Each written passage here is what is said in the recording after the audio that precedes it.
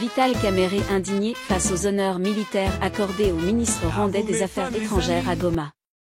Le président de la Chambre basse du Parlement a critiqué le comportement des autorités militaires qui ont accordé un accueil chaleureux et honorifique aux représentants de la diplomatie rwandaise le 4 novembre lors du lancement officiel du mécanisme de vérification renforcé pour consolider la paix entre la RDC et le Rwanda.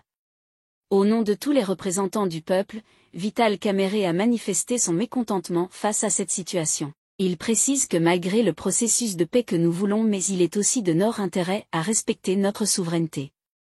Dans la ville martyre de Goma, nous recevons le ministre des Affaires étrangères du Rwanda, et c'est notre gouverneur militaire qui est au garde à vous, avec l'inspecteur provincial de la police. Non, ça, nous disons non, transmettez cela à Madame la Première ministre. Tous les députés nationaux sont indignés par ça. Nous soutenons le processus de Luanda pour que ça aboutisse très vite, a déclaré Vital Kamerhe demandant au vice-ministre de la Justice Samuel Mamba de rapporter cette information auprès de la chef du gouvernement. Et d'ajouter.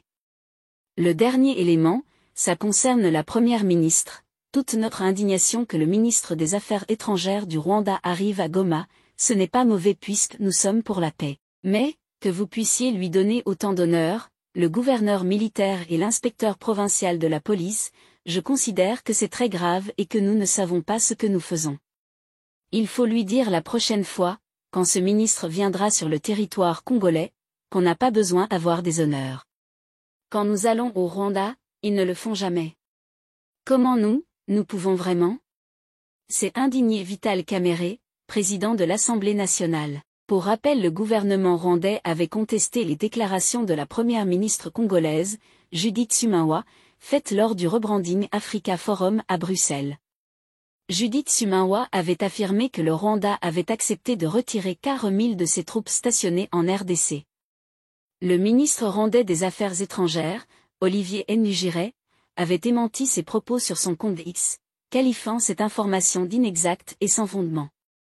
Une situation mal perçue au sein de l'opinion congolaise aggravant davantage les conflits qui existent entre les deux pays. Lionel Kibuluku.